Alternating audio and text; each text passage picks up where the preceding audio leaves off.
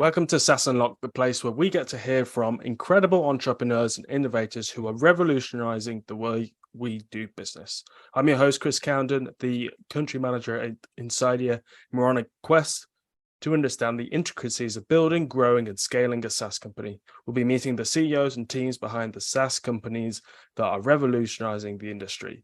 Find out more about the product, the solution, the struggles, what drives our guests, and what they recommend for SaaS startups to unlock their full potential.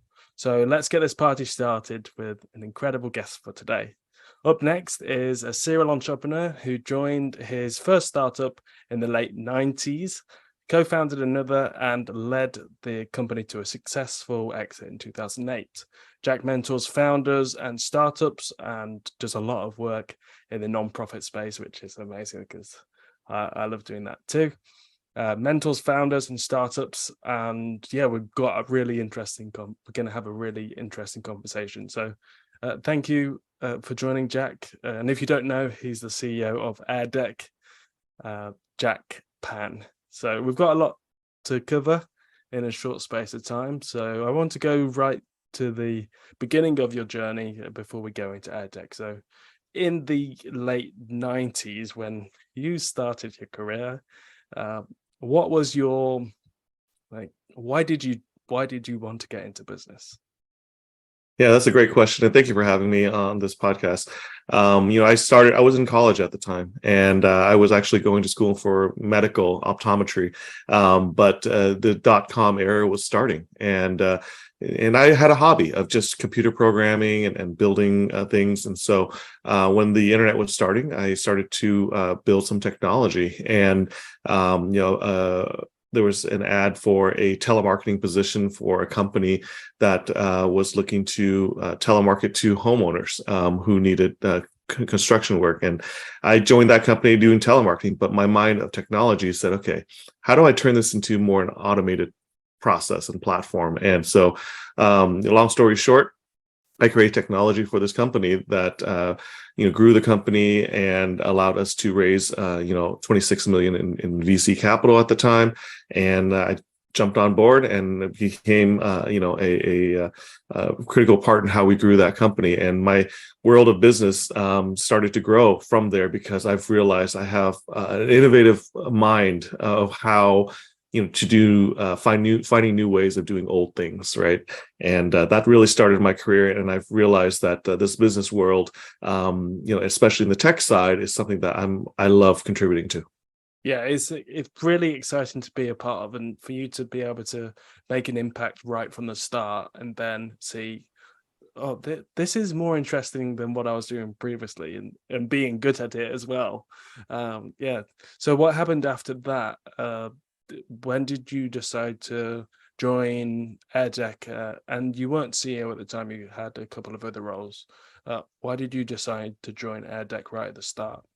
Yeah. So, after the first startup, I ended up building a second startup, and I bootstrapped that company, didn't raise the money, and grew that company very significantly. We had a very nice exit to a company in the Bay Area. And so I spent my time mentoring a lot of startups and investing in startups and really enjoying working with founders and helping them scale their businesses, right? And then eventually I met the original founder of AirDeck. His name is Jason Weaver, and joined him as the chief marketing officer. He had a fantastic idea with this product, what he was trying to build, which was at the time, sending sales pitches and fundraising pitches to VCs or helping to solve the problem of not enough time to go over all these presentations and decks by having to schedule a meeting. So he brought the idea up, and he developed a product, and I looked at that and said, hey, this has great potential. And he ended up raising a round of funding, and I said, you know what, I can help with this. And I joined as the chief marketing officer, and that's how it started here with AirDeck. So from there it went on, and I recently in April of this year, I actually took over as the CEO after looking at how we can grow and scale this company. Jason has now moved on to some other projects himself. But I still felt like there was a great opportunity here with this product, and decided to put my own money into this business, as well as raise some additional funds just to get the business off the ground again, and really create a new startup at this point. So and AirDeck has been beginning to thrive and beginning to scale. Yeah, and I was just reading that you got some new funding as well, and then you're an investor, and then there were a couple new investors. So it seems like something's catching on, and this new motion that you've got in AirDeck, it must be really exciting internally, but just to get some like a justification that other people are also interested in investing in to support the growth. What are you going to? Absolutely. What are you doing with that funding? Is it going to grow in the team or? Yeah, so the funding was really there to help grow the team, right? And I felt like one of the critical pieces that we could take advantage of was hearing from our customers, finding out more about how our customers are using the product, and spend more time to refine the product for them, right? We had a great customer base, and we have a great product, but there's always room for improvement. And for me, raising this round allowed us to, go out to our customers, increase our sales staff as well, but really focus on the technology again and say, how can we make the technology better? How can we make the product solve the problems and issues that our customers are having and potential customers down the road? And so that allowed us to really scale that side of things, get the feedback, and improve our technology. So this round of funding is really to help us get to that next level where we can scale the business and become a sustainable business for a long period of time. Yeah, it makes sense to put it towards the team and the user experience. So a lot of those that are listening might not know what we're talking about and what product we're talking about. So can you give like an overview of what AirDeck is and who your ideal customers are? Yeah, absolutely. I guess we could have started there when I was talking about AirDeck originally, but yeah, AirDeck is a document engagement, document narration platform.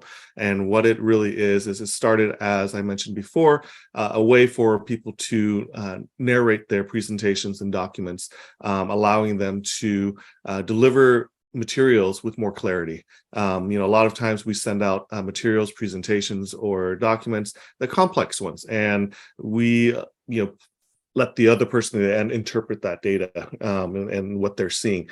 What AirDeck has done now is allowing you to narrate it on a slide-by-slide basis, so that you can get the context directly from the person, and be able to see the analytics on a slide, how long people are engaging on a slide-by-slide basis, and allowing them to narrate that presentation, creating that engagement level that is missing sometimes. And that allows you to, have a pre-meeting context, make the meetings more meaningful, and then a post-meeting follow-up that really still has that connection. Where we found the product started to take off was in the customer success side of things.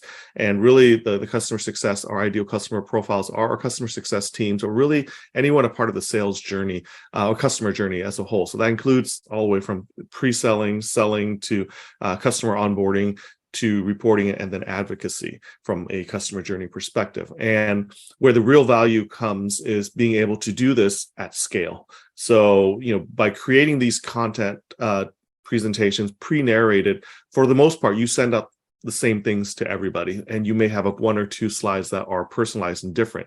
What our platforms allows you to do is you're recording these slides ahead of time, and you can repurpose those slides while still adding a different starting slide or an ending slide that really still personalizes the content. But you can now reach hundreds of customers at the same time without having to do that amount of work.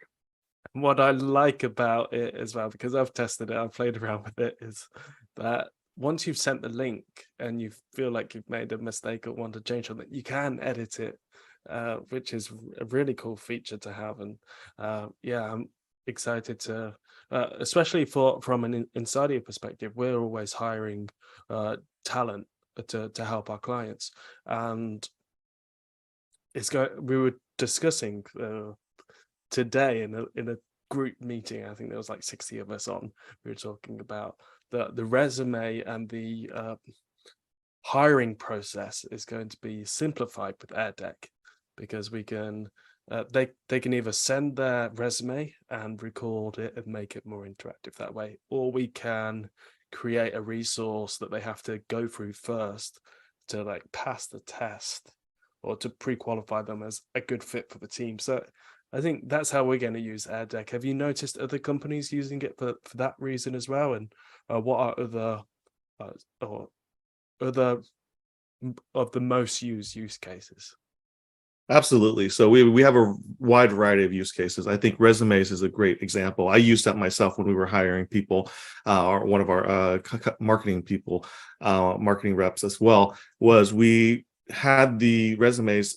We asked the candidates to send us a narrated version of the resume with a narrated cover letter. And what that did was it created this instant connection where you get a good feeling for who these people are that are applying for this position, allowing them to articulate a little bit better. And it saved us time. We didn't have to meet with every single person. It helped us to kind of narrow that gap down. Okay, these are the people that will fit what we're looking for. And then we had better, meaningful conversations in the interview process. So, we have a lot of companies that are using it for onboarding as well. So they go from the process of bringing the employees interview process into the play, but by allowing them to communicate through the interview process. And then when they're onboarding the employees, you can say, here's the employee onboarding, right? And so we have HR companies that use us, use this to onboard employees for companies, PEO companies that are helping provide this tool to explain benefits, to go through the employee handbook, to talk about all the logistics of getting your materials that are needed to start working for a company. And then training materials come into play. Sales training was something that started happening as well, where our sales leaders were using it to prospect with new customers, but they were also using it to train their employees and SDRs and BDRs. And so there are a lot of those use cases. I think AirDeck can be used in such a wide variety of different ways, and we have customers using it in all different facets. And it's a beautiful, product in the sense of really being able to allow you to do more with less time that you have available. So. Yeah, I really like what I've seen so far, and definitely going to be an advocate for you. So Yeah. what is AirDeck's like ultimate goal? So yeah, that's it. Yeah. So, AirDeck, I think we were gaining so much momentum here over the past, 2 years. The product we started as originally just narrating pitch decks, and fundraising decks and whatnot. It then expanded to be able to bring in teachers and professors right during the pandemic, when they needed to be able to share their lesson plans to students who were remote. So we had a lot of use cases in that. Where it started to really take off was, again, in the customer focus arena, right? And being able to look at that entire customer journey and see where can AirDeck help in that customer journey process that allows you to reduce redundancy, or eliminate the redundancy of doing things over and over and over again, by creating these things that allow you to just reach more scale. Personalization at scale is what we like to say. So where AirDeck is going to go, and where we're going right now, is how do we make this experience even better for our customers? And recently, obviously, AI is the talk, right? AI is all over in every technology. So we've been starting to integrate different AI tools into our product that we're expecting to launch here towards the end of this year. And that will help in the process of, how do I make myself sound even better in these narration scripts? How do I, introduce different sounds or different voice narrations because I don't like the way I sound, right? Or I don't like the way I look. So there's technology from that standpoint. We're not a presentation maker. We take presentations that you make in any part of your creation marketing process, but we help you bring context and clarity to the materials as you're delivering it to the people that are out there. So that's where we're focused on. It's really easy to compare us to some of these other tools that are presentation makers, right? Even PowerPoint, right? But what we try to strive, and it's not, you can create in any tool you want, and how you create those presentations, even documents and contracts and proposals. by creating those things in your own methodology, you're basically integrating that right into AirDeck, and AirDeck allows you to just be able to narrate that and send it as a link, like you said earlier, so that there's no attachment to these emails, right? You have a link, you can track real time, but you can also go back and edit and update if something is wrong or needs to be updated. So AirDeck is really in a position right now to add all these AI tools, as well as automation tools that will help make it even better, and grow our customer base so that we can continue to expand our use cases. Right now, we're seeing all different kinds of use cases. Yes, we're focusing on customer journey with the sales and customer success teams and marketing teams. But as a whole, the product, we're seeing people use it in so many different ways. Trucking companies, for example, who would think about trucking companies where their drivers are all over the country or all over the world? Those trucking companies are now sending out these AirDecks to provide updates to these drivers and let them know, hey, here's some updates here, paths, all these things, but being able to narrate it while you're sending the materials as opposed to, oh, here's an attachment, right, and make you read through everything. So it's like personalized training. It's a I know it's like at scale, but are you able to? And I don't know if it's like counterintuitive to have, if you have 5,000 drivers, to do personalized training for each, or is it one presentation for all? But you as the CEO or you as the head of the department give that training. Yeah, so most of the training materials can probably be, the same, right? I think in areas in the training materials, they just send these out pre-recorded, and it's the same deck, right? I think for customers, you want more of a personal touch, right? And so with customers, customer success teams, for example, we had a company that needed to onboard 500 customers, right? And they had a team of 6 people. They typically onboard around 100 per month, but they had the situation where they had on board 500 in a month, and they have 6 people still. And so what they were able to do was to create these AirDecks, and those 6 people just spent their time, rather than doing the whole deck and narration and personalization from the entire deck, they just personalized, hey, I just wanted to send you this information, and here's the starting point, hey Chris, this is what we're sending out. But the rest of the materials, that took them 30 seconds, where the rest of the materials were already pre-recorded, and they hit send and still receive that that personalization, and was able to do that at scale. Yeah, so you're also supporting the smaller teams to scale without expanding the workforce, because they can leverage AirDeck in their onboarding, their training, contracts, all different, and the webinars, which is a really cool on-demand webinars. So there's links to go out that you can send out, but can you embed the AirDeck presentation on a website or? Absolutely. So we have multiple ways of sharing an AirDeck. You can view it via a link. You can put it into an email, but we have HTML embeds as well. So you can take these AirDecks and put it into your LMS system. You can put them onto your website. You can put them into different places where you have training materials. We have an LMS platform that uses our AirDecks to train their own customers on how to use the LMS system. So it's actually pretty fascinating. They look at us as a content type, right? Rather than being a video, which, if something changes, you have to go record the entire video. They look at it as a tool that can provide similar training materials, but it's broken up slide by slide. So when something does change, they go to slide 7 and update it, and the training materials are exactly still the same, right? And rather than having to go record an entire video from start to finish, or if you make a mistake midway through your video, you got to go redo it all over again, right? And so that's some of the beautiful parts. But yes, you can embed it onto your website, into emails, LMS systems, anywhere that takes HTML. You can embed the AirDecks in there. Well, that is impressive. I'm more impressed now. So for other customer centric and customer success, very similar focus startups, what advice would you have for them using AirDeck, or at least personalizing their onboarding process? Absolutely. So, most of your training materials, most of your onboarding materials, or even quarterly business reviews, most of that, can be delivered either personalized or the same materials that can be sent out on a regular sequence or cadence, right? So we have customers who use AirDeck to as a part of their sequence. The day 1 of signing up, day 3 of a follow up, and then day 7 or day 14 of additional materials.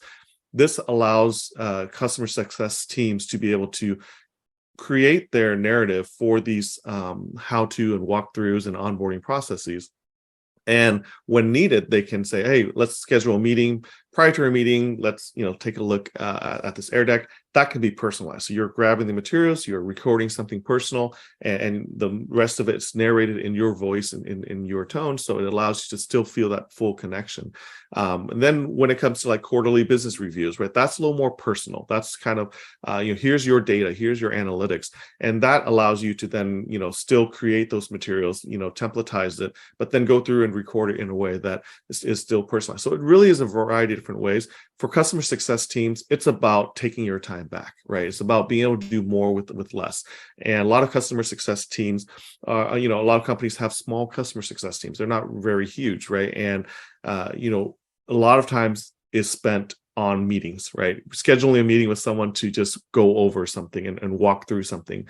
Where the AirDeck comes in is really helping these teams be able to skip the meeting or just make when you do have a meeting more meaningful. I mentioned the company before where there was 500 customers they needed on board. Prior to that, they would have one-to-one meetings with every single customer. Where they were able to succeed is with those 500 customers. When they send the AirDecks out, they said provided all the information they needed to provide, and then said, if you need to schedule a meeting, go ahead and book a meeting, and we'll talk through this as well as any other materials. From the 500 people that they sent those decks, 83 actually wanted to have an actual meeting, which meant the rest of them, they saw the performance and everything and did not need a meeting because they were able to go through that themselves. So it's very, it's a great tool to allow you to create materials, personalize that scale, and then take back some of your time to be able to do even more with the smaller team that you have. Yeah, I really like the example that you gave because they're a small team. They needed to onboard 500 customers, and previously they were getting on calls with 500 people instead of, with this experiment, 83. So you've saved their time by doing that, but also just found it's a great case study. So how are you using as a team AirDeck? Yes. So, we use it throughout, our internal process. So we have stand-ups and even daily huddles, weekly huddles. There are times when we don't need to meet to go do that. Each member can record a quick little snapshot of how their week is, and even just a little video, and then a slide of just some highlights for the week, right? We use that in that manner. We use it to walk through and explain the new product updates and features. So we've used it internally to highlight, here's the changes to the platform, here's how it works, and providing that into to our own employees so that when new features are released, rather than everyone jumping on a meeting to go through that, they can now present that and share that asynchronously. And we still get together and we still meet, right? It doesn't replace the in-person meetings, but it makes it better. So when we are meeting and talking, we're able to answer questions or go through some of these questions even better. So we use it internally for that. We use it obviously for hiring and getting resumes in and onboarding employees as well. And then I myself will send out just month updates, Monday updates, and so on and so forth. Anything that we want to focus on that doesn't need to have a meeting to convey that message, right? I can type an email up, right? And sometimes the email can be interpreted in different ways. When I send an AirDeck, it suddenly becomes a little more personal. Oh, Jack's not in a bad mood, and he may have typed it in a way that sounded. If I didn't add the right emoji, it can sound bad, right? But I can deliver now the message, clearly and say, hey team, this is what we're looking at today. These are the goals we're after. Here's some highlights of such and such, and be able to kind of recap what I need to convey. And I'm leaving nothing to interpretation because it's coming from my mouth. Coming from me, but I don't have to schedule a meeting with all my teams. Hey guys, I want to deliver this message to everyone, or even me individually to say I need to deliver this message. I can now do that as an AirDeck. pre-record them all out and then send it out to the individuals. Yeah, I love how you're using it, and it yeah, this is going to help those that are struggling about on different processes. That this is a great little clip in the episode, which I mean I love going back through. So everybody's going to take value from just that, just the no, okay, I can use AirDeck for so many different ways, and AirDeck are using AirDeck, so that it's great that you're using your own product. And Absolutely, got to I dog guess food it. yeah, you can see exactly where there might be a way to improve the process or add a new feature. So I really like that. What are some of the like as a ex customer success manager before I came to work with Insidea, and that was with AppSumo, because I was coming in as kind of a fresh customer success manager, my first role in a tech company. I didn't really know what churn was and all the other technical parts of it. So what kind of metrics or what analytics do you have on AirDeck that customer success managers that are starting out or even senior should be using AirDeck for, or at least looking at the analytics, if that makes sense? Yeah, no, absolutely. So, obviously, on the customer success side, you want to be able to have a great onboarding of new customers. You want to be able to provide the best support that you can, provide regular updates and materials, and then, have a way to build advocacy, as well as, being able to upsell or, add new users to that process in the customer success side, right? And so AirDeck helps along that entire process, right? AirDeck can really improve your onboarding to make sure that you onboard customers in a timely manner. Obviously, the first week, first 30 days is super important. And so being able to measure if customers are engaging with your platform and the materials that you're sending out to help them engage with the platform, are they doing their homework, right? And so that allows you to be able to respond to that. When you're looking at renewals and upsells, the process doesn't start the month before they renew or even 2 months. It starts throughout the entire year, but really you focus on certain touch points that allow you to get these signals that say, okay, this is likely to renew, this is there is low engagement, low activity, but being able to use AirDeck to help have those touch points for those customers is really allowing you to measure better how customers are engaging or with your content in order to engage with your product, right? And a lot of times we're seeing some customers, we have a customer that is their onboarding process is just incredible now. They said they've saved so much time, and so the onboarding process has shortened from the engagement activity level that usually at one point took 60 or 90 days before a customer would really engage in product, brought it down to within 30 days because the materials was presented in a way, and they were able to say, what, there's not enough going on here.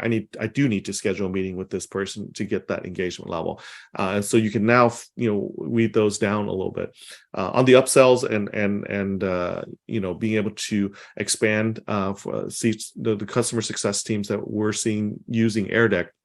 We're now being able to have a good customer retention rate, low churn, and a lot of that has to do with just the communication and the interactions that they're able to have now, even though they don't have a meeting, right? Even though they don't talk to each other face to face, and it's not just a ton of emails. They're still seeing each other. It's like, hey, Chris, just wanted to check in. These are the things that we touched base on last time. How are we doing all these things?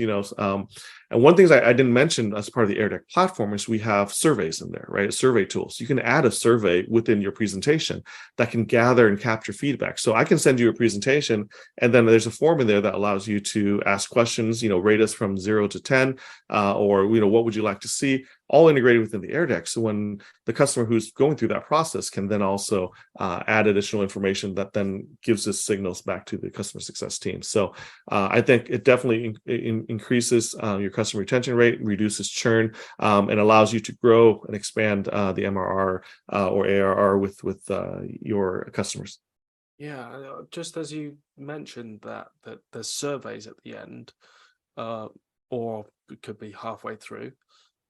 can you interact with the presentation on slide 7 and circle or draw on it to say, can you make this clearer for me, or add more context to this point? Is that something you can do, like almost like a whiteboard? Yeah, so we're actually working on annotations, which is a way for you to do that. Just like you would in any other tools by clicking on and leaving a comment on certain areas.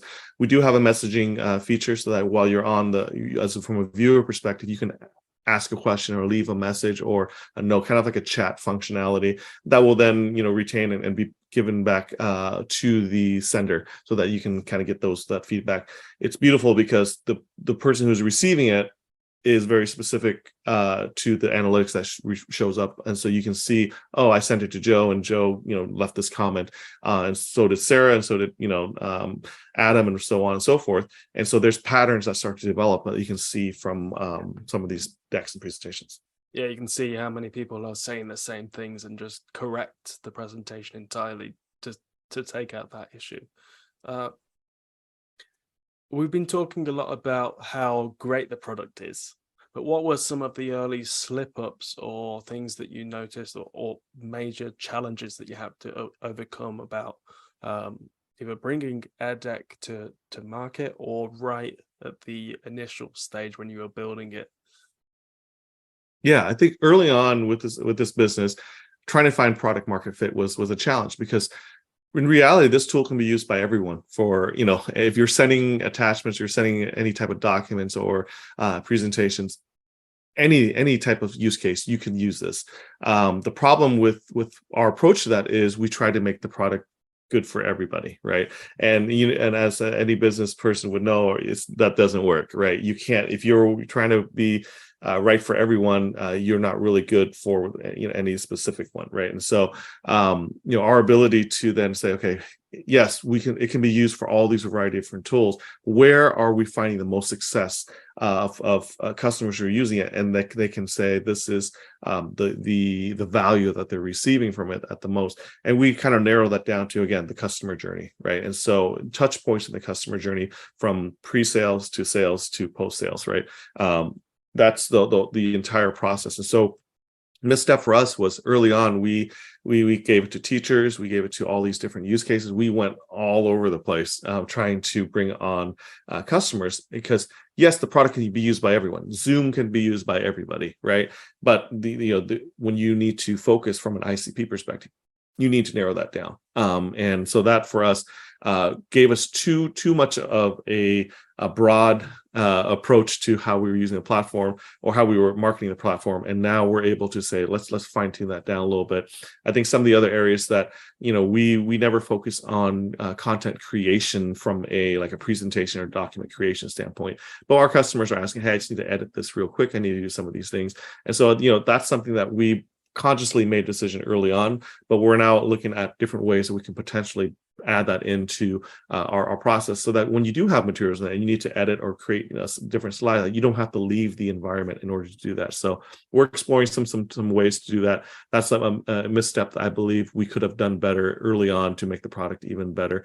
And then the whole AI conversation, yes, it's been heating up over the past couple of years. It took us a little bit longer to get to the AI stuff, and I would have liked to focus on that a little bit earlier on to make our product even better.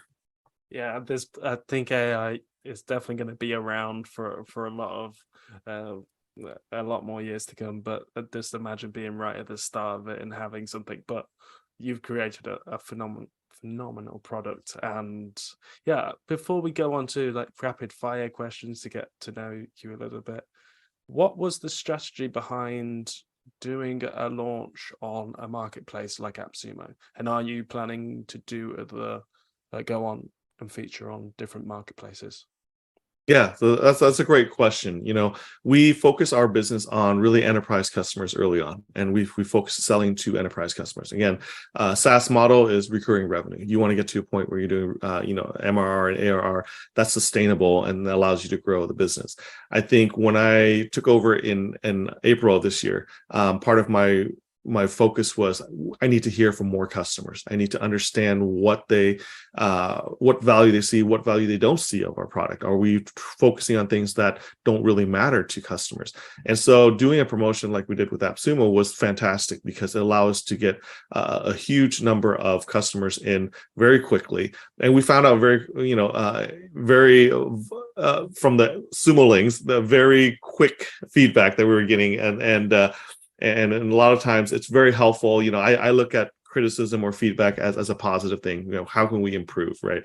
And so we got a lot of feedback on our products, a lot of good ones, a lot of great reviews, but then also some that patterns of things that people didn't like, and like, why don't you guys have this? Why don't you guys have that? And I'm like, that's coming up enough where I'm like, that is an important feature that people are looking for. Let's make sure that we focus on that, to address the customers. And if they're asking for it, other people are probably going to want to ask that too. So this was really imagine being able to create a focus group, right? And say, okay, I want a focus group on our product.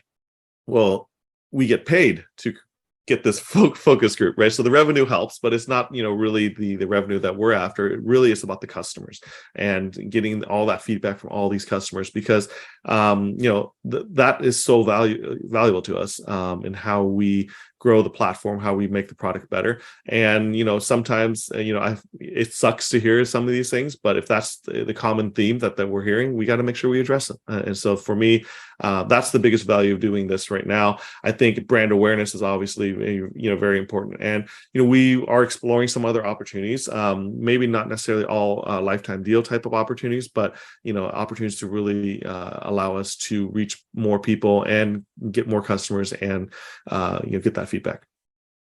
Yeah, I love it. For brand awareness, perfect, but just from a SaaS hungry crowd that want to test different products, it's a perfect environment to put yourself in. And feedback, all good.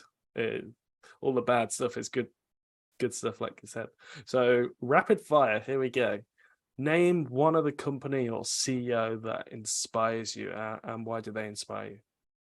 Yeah. So I look at this.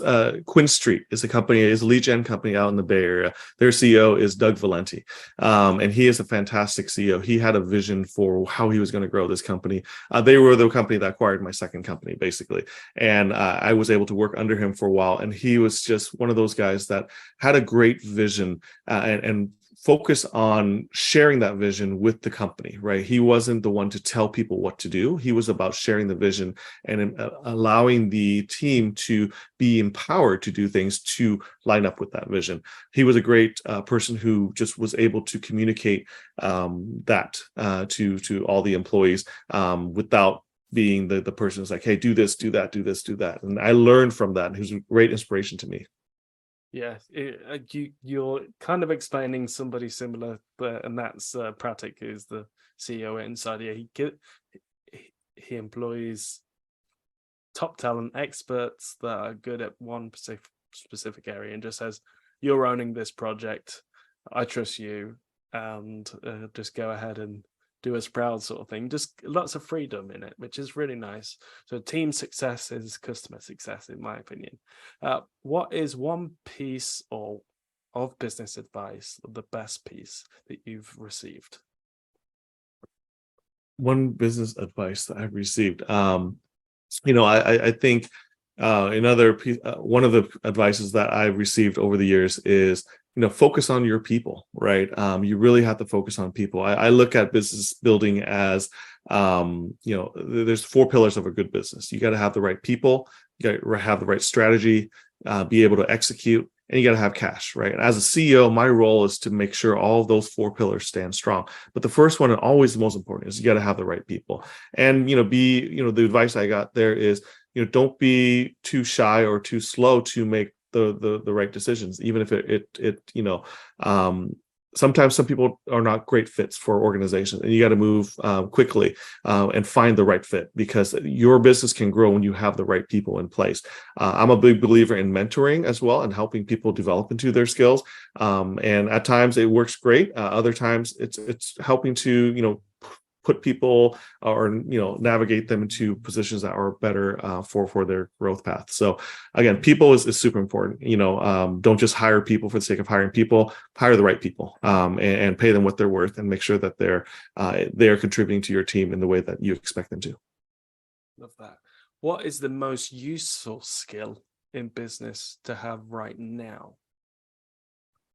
Wow. Useful skill in business right now. I again, my mantra, one of the things I've always said is, like I said earlier in the call or in this podcast as well, which is find new ways of doing old things, right? It's the innovative mind. You have to be prepared to think outside of the box. You got to be able to prepare to, continue to find better ways of doing things. You can't ignore technologies and things that are showing up, but that doesn't mean you have to be distracted by them either.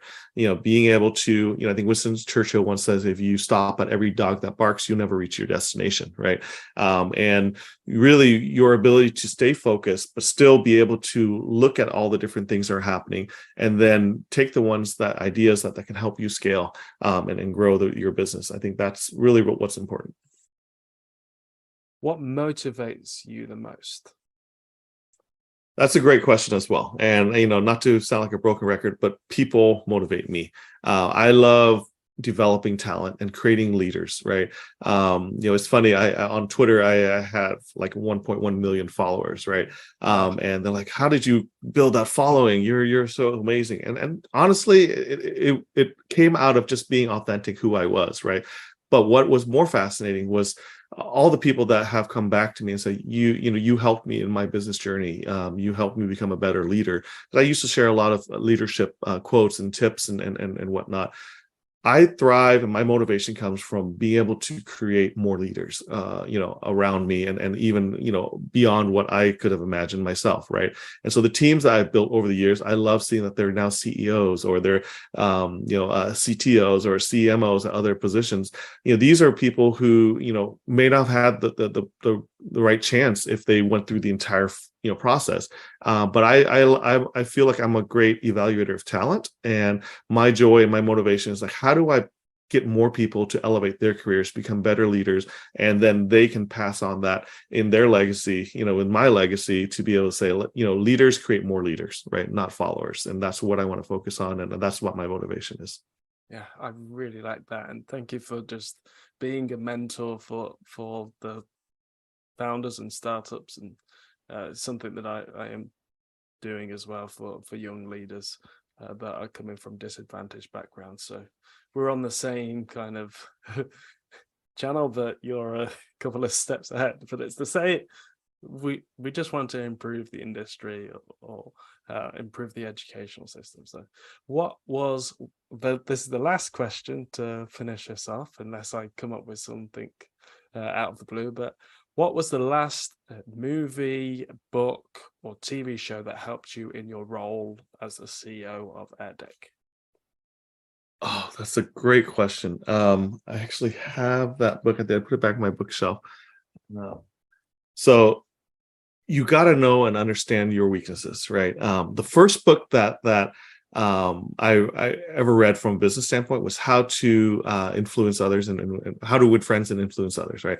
It's a fantastic book. It was one of my, when I was like 20 years old, building my first startup. That was a book that kind of, I realized, hey, it's being a leader is being able to influence others. But then the last book I read was by Patrick Leon's, I can't pronounce his last name, Patrick, Five Dysfunctions of an Executive Team, right? And it's a fascinating book because it talks about where things can go wrong.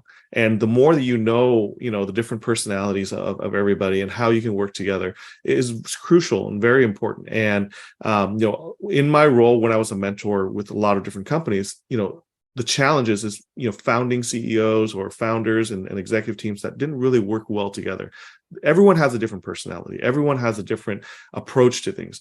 Just because it's different from you doesn't make it any better or worse, right?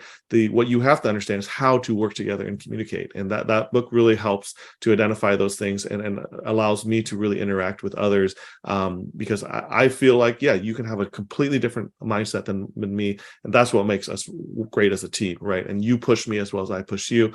that's the value in being able to do those things. So the Five Dysfunctions of a great team is something that I highly recommend for others to read as well. Yeah, I know the guy as well. I just can't put a name to it because he wears a blue suit and a red tie sometimes. Yes. So I'm actually reading, and I am in my 20s, the How to Win Friends and Influence People, and I'm on chapter 2, but I'm reading them as they like prescribe. So repeating and taking notes and just learning, because too many people have said you've got to read the book, and I'm deciding to read the book.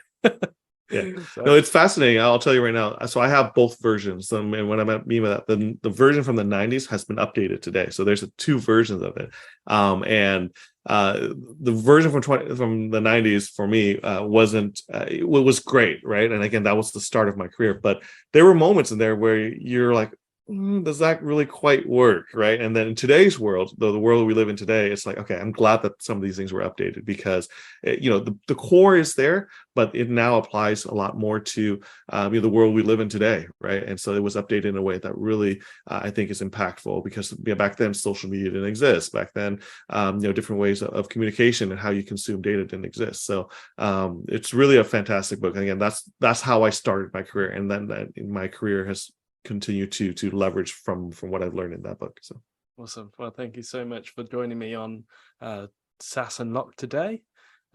We hope every listener that listened to this has gotten some kind of insight on how to take their startup to the next level, or add AirDeck into the tech stack.